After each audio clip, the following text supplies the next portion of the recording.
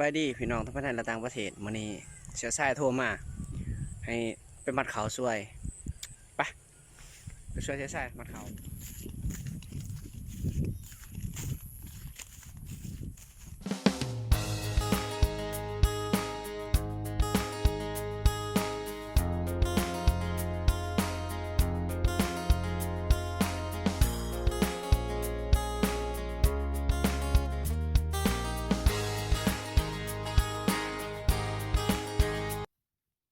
กำลังหอเทียงแต่ว่าบ่เห็นไฟเจ้าคนอยู่ในเทียงสงสัยอยู่ปลายหน้านำไปปลายหน้าไปเบิ่งเขาอยู่ปลายหน้า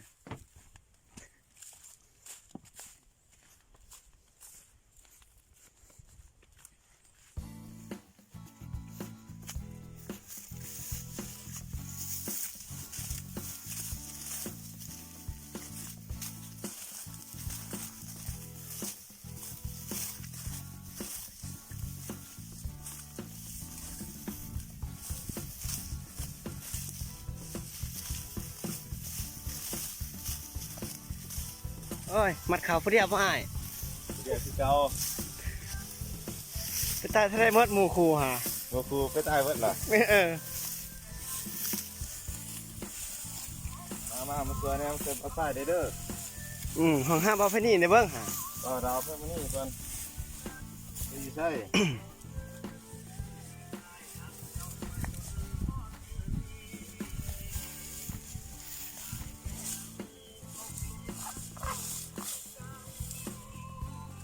หมดแล้วเอาลูกพี่เดียววะ มาหอดแล้วก็เพิ่นได้ใส่เลยนี่ใส่เวียกซ้ำอันย่ามบ่มีเวียกบ่มีวันที่โทษเจ้ามีแต่ย่ามใส่เวียกจังโทษใส่ย่ามมัดเขานี่โทษใส่ดีนะจักสิฮอดไกรโมงนี่สิรักเมื่อหาเสียบกันนั่นเด้อหาเสียบดาวเด้อหาเสียบดาวแน่ไปอยู่ไซเดย์สองหาเปิดมาหาแน่มาย่ามเสียบซ้ายแน่มาผักตอนสวยกี่เขาเด้อบ่ใส่เอ้ยไอ้ช่างเด้กินเขากับช่างบ่นี่ แกงหน่อไม้ผู้ใดเฮ็ด โอ้ย่างคนเฮ็ดคือเก่าแล้ว บ่เอาเบิ่งแกงหน่อไม้ฮะ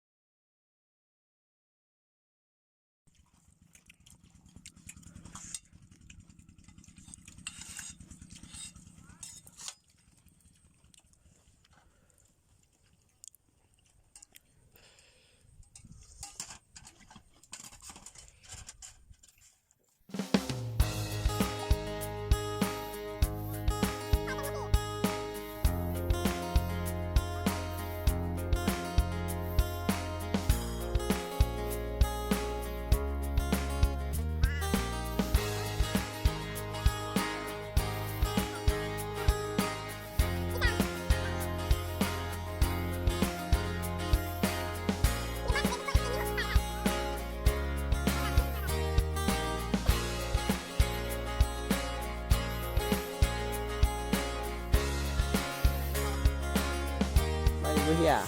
บ่อยากไปคุณได้เลยเจอมีอากาศไงบ่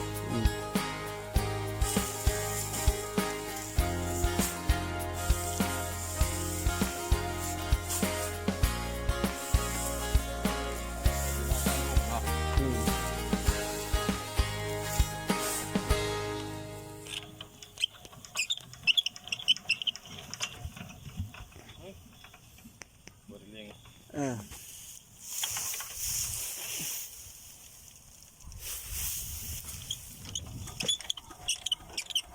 ี้ยง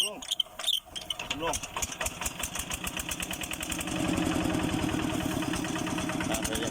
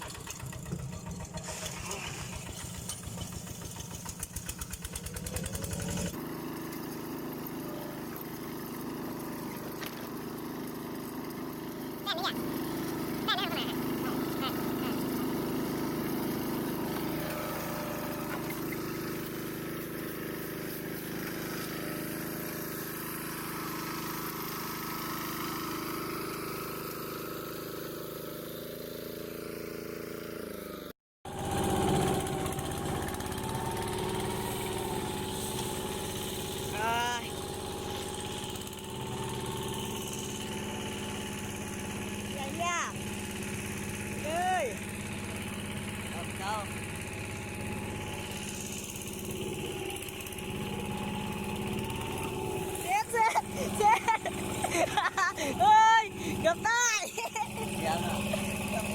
เกือบปิด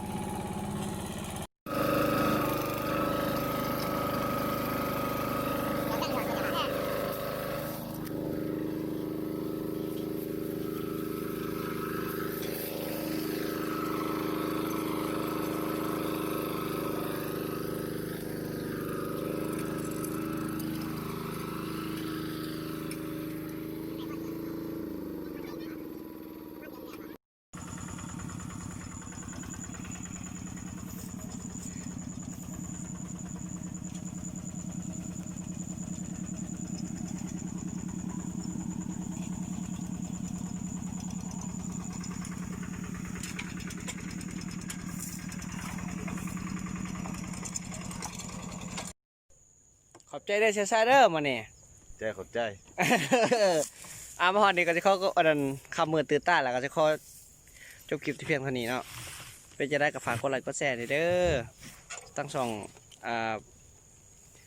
พระเทียพระกินเด้อบ๊ายบาย